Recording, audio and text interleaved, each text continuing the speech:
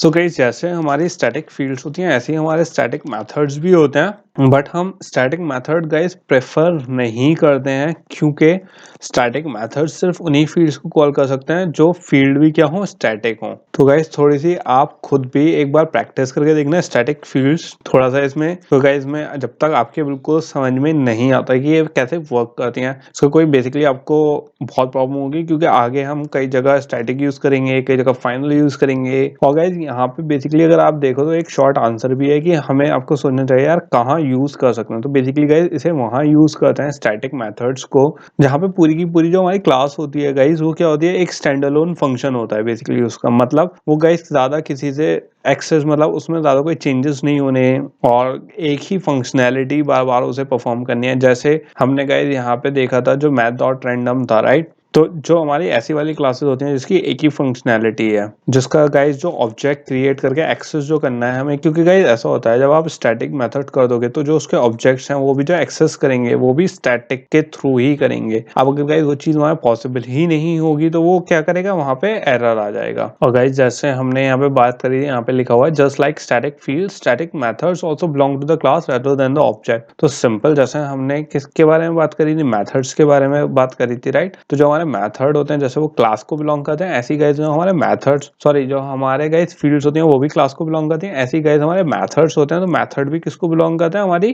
Class को guys. क्योंकि guys जो हमारे इनपुट मेथड्स होते हैं वो भी बेसिकली क्या लेते हैं एक आर्ग्यूमेंट लिया उन्होंने इनपुट में और उन्होंने क्या दिया एक रिजल्ट दे दिया हमें राइट। तो बेसिकली गाइस यहाँ पे ऐसे हमारे पास अलग अलग एग्जांपल हैं कि कैसे स्टैटिक तो हमारी थोड़ी डॉक्यूमेंटेशन है आप एक बार इसे पढ़ लेना गाइस। सिंपल वही बात है जो मैंने आपको बताई है वही लिखा हुआ है बस थोड़े अलग तरीके से। एंड इसके अगर आप एग्जांपल देखो जैसे कैलकुलेटर होता है गाइस कैलकुलेटर में एक स्टैंड अलोन जैसे अगर मैंने मेथड बनाया है यहाँ पे ऐड करने का राइट। तो सिंपल गाइस यहाँ पे हमने इसे मेथड को क्या ले सकते हैं स्टैटिक टाइप का।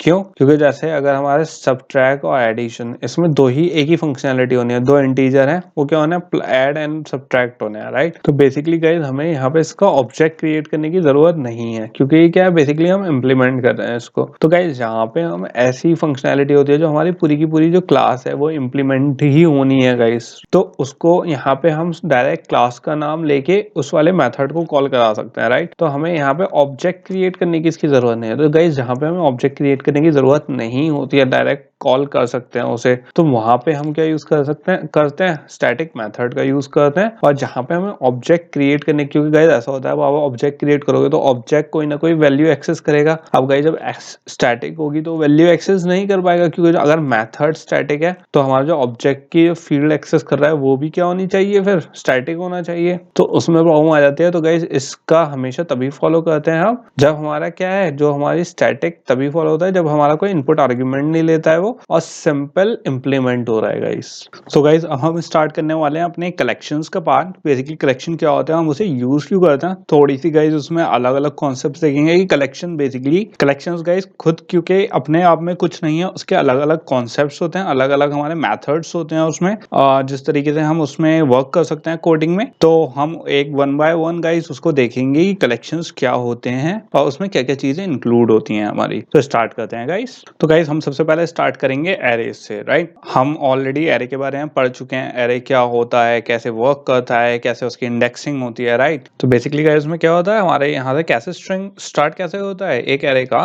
बेसिकली हम यहाँ पे डिक्लेयर करते हैं पहले कि उसका डेटा टाइप कौन सा है। हम यहाँ पे स्क्वायर ब्रैकेट्स यूज करते हैं और उसके बाद जो नेम होता है उसका वेरिएबल का हम वो यूज कर लेते हैं जिस नेम से हमें एरे बनानी होती है राइट वो यूज कर लेते थे। और ये भी हमें याद था गाइस कि एरे बेसिकली होता क्या था बंच ऑफ बॉक्सेस होते थे। अब जैसे मैंने यहाँ पे डेटा टाइप क्या ले रखा है गाइस स्ट्रिंग टाइप का ले रखा है राइट। तो मेरे जितनी भी जो एरे बनेगी जो बॉक्सेस बनेंगे वो किस टाइप के बनेंगे स्ट्रिंग डेटा टाइप के। फिर हम बेसिकली क्या करते थे गाइस जो हमारे हम बनाते थे एरे जैसे अगर मैंने 10 की एक एरे बना ली इंडेक्स 10 की तो उसमें हम सारा डेटा स्टोर करवा सकते थे राइट। एक एक इंडेक्स पे 0 इंडेक्स 1 इंडेक्स 2 इंडेक्स 3 से लेके इंडेक्स 9 तक क्योंकि स्टार्ट 0 से हो रहा है तो इंडेक्स 9 तक वहां पे डेटा स्टोर होता था गाइस। बट इसमें हमारी एक प्रॉब्लम की बात ये है गाइस एरे में एक तो हम इंडेक्स पे तो सेव करवा दिया कि 0 इंडेक्स एक एक इंडेक्स देके हमने सेव करवा दिया कि अच्छा है इस पे ट्रिशा है इस पे जेम्स है इस पे वेल है। लेकिन गाइस जो एरे की लिमिटेशंस हैं वो बहुत बड़ी है हमारे पास। कौन कौन सी लिमिटेशंस है उसके बारे में बात कर लेते हैं। हमारी एरे की लिमिटेशन क्या है, एक तो साइज गाइस। अगर मैंने यहाँ पे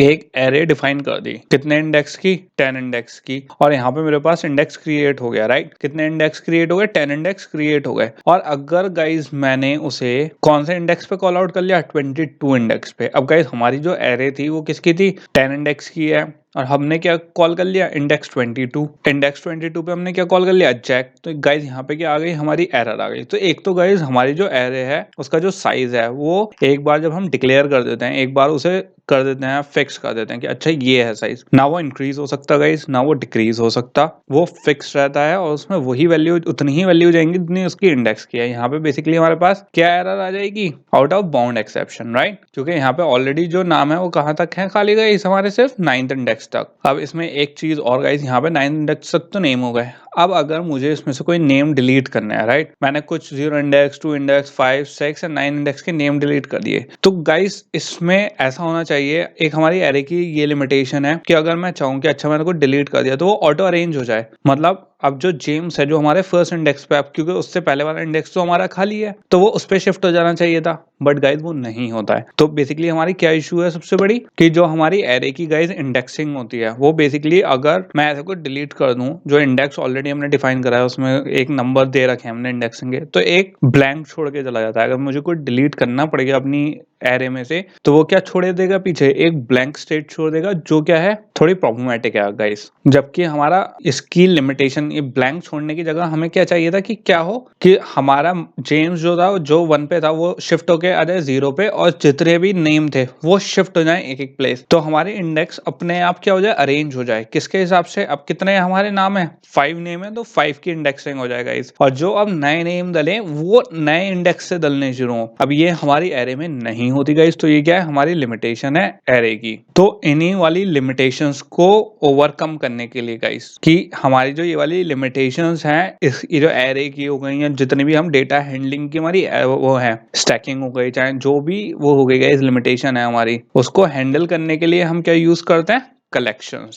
सो बेसिकली अब गाइस हम चलेंगे कलेक्शन में, कि कलेक्शन किस चीज का, कलेक्शन किस चीज का है, राइट। तो गाइस बेसिकली कलेक्शंस में हमारे क्या क्या चीजें आती हैं, लिस्ट आती है, स्टैक आता है, मैप आता है एंड क्यू आता है। ये हमारे 4 टॉपिक्स हैं। तो बेसिकली गाइस ये सारी क्या होती हैं, एक तरीके से इंटरफेस होते हैं, जो क्लासेस, पूरी क्लासेस नहीं होती, बट इनका जो वर्क है वो एडिशनल वर्क होता है, जो हमारे एग्जिस्टिंग क्लासेस को, जो एरे हो गए हैं जिनके ऑलरेडी एक फंक्शनैलिटी है, उनको क्या करना है, उनकी जो लिमिटेशंस हैं जो हमें रियल लाइफ में एक्सपीरियंस कर सकते हैं कोडिंग में, उनको क्या करना है, इम्प्रूव करना है। और गाइस वो इम्प्रूव कैसे करेंगे अब वो देख लेते हैं। स्टार्टिंग किससे करेंगे गाइस, लिस्ट से करेंगे, कि कैसे हम इससे इम्प्रूव कर सकते हैं और किस में अप्लाई होता है गाइस ये लिस्ट। तो गाइस हमारे पास लिस्ट जो होता है वो किसके साथ लगता है, एरे के साथ। तो एरे की जो लिमिटेशन होती है हमें सबसे पहले वो फिक्स करनी है अपनी, क्योंकि लिस्टिंग गाइस आप कहीं पे भी देखो, जितने भी हमारे ज्यादा न्यूज फीड होते हैं कि एक के बाद एक न्यूज फीड आ रहे हैं, वो सारे क्या होते हैं, एरे लिस्ट होते हैं गाइस। तो लिस्ट की फॉर्म में जो भी चीज आ रही है वो किस में शो करती है, एरे लिस्ट में शो करती है। एंड गाइस उसमें आप अगर देखो तो उसमें कोई इंडेक्सिंग फिक्स तो होती नहीं है। जैसे अगर गाइस न्यूज फीड आप फीड करते हो, राइट, तो जरूरी नहीं है वो एक के बाद एक, मतलब उसने दे रखा है कि 10 ही न्यूज आएंगी, किसी दिन हो सकता है 15 न्यूज आ जाए। तो गाइज इन जो चीजों पे जहां पे हमारा साइज फिक्स नहीं होता, वहां पे हम कहाँ यूज करते, क्या यूज करते हैं, एरे लिस्ट यूज करते हैं। तो एरे लिस्ट बेसिकली डिफाइन कैसे करते हैं, जैसे हम एरे करते थे वैसे नहीं करते हैं। बेसिकली गाइज क्या करते हैं, जैसे ऑब्जेक्ट क्रिएट करते थे हम, ऐसे ही हम एरे लिस्ट क्या करेंगे, सिंपल एरे लिस्ट टाइप का हमने एक वेरिएबल बना लिया नेम्स, और उसको न्यू क्या बना लिया हमने, एक ऑब्जेक्ट बना लिया, किसका, एरे लिस्ट का गाइज। तो ये क्या है, ऑब्जेक्ट टाइप है। इस चीज का गाइस बहुत ध्यान रखना कि एरे लिस्ट क्या होती है, ऑब्जेक्ट टाइप डेटा बना रही है और उसी में डेटा स्टोर करेगी। अभी तक क्योंकि जो हमारे एरे थी गाइस करती वो भी ऑब्जेक्ट में थी, लेकिन वो प्रिमिटिव में भी कर सकती थी क्योंकि उसका डेटा टाइप होता था। अब ये क्या है, ऑब्जेक्ट डेटा टाइप। मैंने आपको बता दिया गाइस 2 तरीके के डिफरेंस होते हैं डेटा स्टोर करने में। अगर आपको मेथड वाला, स्टैटिक वाला याद हो कि स्टोर करने में एक डेटा टाइप में अलग डेटा स्टोर होता है एंड वेरिएबल टाइप में अलग डेटा स्टोर होता है। ये कौन सा है, ऑब्जेक्ट डेटा टाइप में। अब क्या कर रहे हैं, हम डेटा स्टोर करेंगे गाइस अपना। तो जैसे ही हमने यहाँ पे एरे लिस्ट बनाई तो गाइस क्या बन गया, हमारी नेम के नाम से एक वेरिएबल क्रिएट हो गया, ऑब्जेक्ट क्रिएट हो गया यहाँ पे, राइट। तो इसको वैल्यू कैसे ऐड करते हैं, जैसे हम एरे में सिंपल क्या कर देते हैं, इंडेक्सिंग में जैसे कोई भी नेम्स है तो नेम्स का स्क्वायर ब्रैकेट में हम 0 इंडेक्स पे नेम ऐड कर देते थे। इसमें कौन सा मेथड यूज करेंगे हम, एरे लिस्ट के लिए ऑलरेडी एक मेथड लिखा हुआ होता है, वो क्या है, ऐड। तो नेम्स डॉट ऐड मेथड हम करेंगे और उसमें जो हमें वैल्यू ऐड करनी होगी गाइस, सिंपल मैं आर्या दे दूंगा। और ये गाइस यहाँ पे आर्या स्टॉक नहीं है, ये सिंपल आर्या है।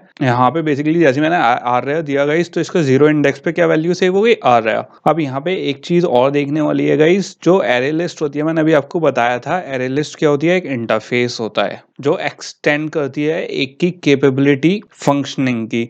तो यहाँ पे एरे लिस्ट एक हमारी क्या है, इंटरफेस है, जिसने किसकी फंक्शनैलिटी इंप्रूव करी है, एरे की। और इसीलिए यहाँ पे जो हमारा गाइस, इसमें ऑलरेडी जो यहाँ पे जो नेम डॉट ऐड मेथड है, राइट, तो ये जो मेथड है डॉट ऐड, ये ऑलरेडी हमारे इंटरफेस में लिखा हुआ होगा गाइस, सिंपल अब हम इसे यूज कर रहे हैं। मैंने आपको बताया था, हम लोग इस बारे में बहुत डिटेल में बात कर चुके हैं गाइस, इंटरफेस में कैसे जो मेथड्स लिखे हुए होते हैं और कैसे एब्स्ट्रैक्ट क्लासेस होती हैं, उसको कैसे हम अपने हिसाब से चेंज कर लेते हैं, राइट। तो बेसिकली इसकी ऑलरेडी फंक्शनैलिटी लिखी हुई है कि ऐड मेथड का क्या काम है, जो भी उसमें इनपुट दो उसे ऐड करना। तो हमने ऑब्जेक्ट जो एरे लिस्ट का हमने बनाया था ऑब्जेक्ट, उसके थ्रू हमने क्या कर लिया, मेथड को कॉल कर लिया, ऐड नाम किया, उससे आर्रे ऐड करवा लिया। फिर मैंने दोबारा नेम्स डॉट ऐड करा, इस बार क्या करा, टिम करा, तो टिम ऐड हो गया। ऐसे मैंने ल्यूक करा, ल्यूक ऐड हो गया। तो गाइस हमें एरे लिस्ट बनाने के लिए, जो लिस्टिंग होती है वो बनाने के लिए हमने क्या करा, सिंपल ऐड मेथड से कर लिया। और इसमें एरे लिस्ट में हमारे क्या क्या बेनिफिट है गाइस, हमें इसमें आप देखो, हमने जब एरे बनाते थे, राइट, तो एरे में हमें स्टार्टिंग में ही उसकी इंडेक्स बताना पड़ता था, राइट, कि या तो 10 है, 20 है, मतलब इंडेक्स वैल्यू देनी पड़ती थी। यहाँ पे हमारी एरे लिस्ट में सबसे पहले right of the bat first functionality क्या है हमारी, कि हमारी कोई वैल्यू सेट नहीं है, हम कितने भी वैल्यूज इसमें दे सकते हैं, जितनी नई वैल्यूज देते रहेंगे उतनी नई वैल्यूज ऐड होती रहेंगी, मतलब जो इसकी इंडेक्स है वो इंक्रीज होता रहेगा।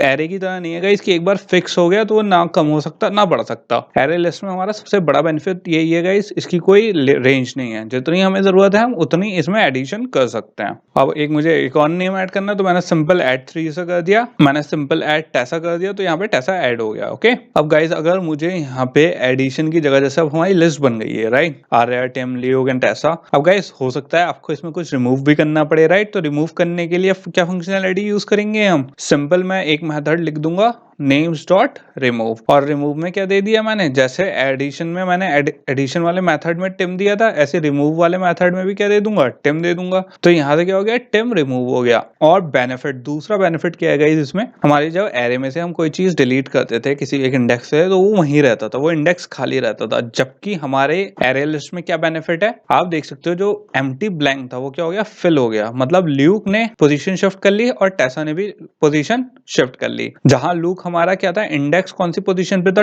2 पे था, जब हमारी फर्स्ट पोजीशन वाली इंडेक्स 1 की पोजीशन वाली उसकी जब वैल्यू डिलीट हो गई, तो ल्यूक कहाँ हो गया, शिफ्ट हो गया। और गाइस में एरे लिस्ट में बेसिकली ये जो इंडेक्सिंग वाले जो पोजीशन होती है, इसको एलिमेंट कहते हैं, कि इस इंडेक्स के इस एलिमेंट, जब ये एलिमेंट डिलीट हो गया, मतलब ये आर्या क्या है, एक एलिमेंट है, कौन सा एलिमेंट पे है, राइट, तो इसे ये भी कहते हैं। इसमें मेन बेनिफिट यही है गाइस, इसकी जो इंडेक्सिंग है वो अपने आप हो जाती है।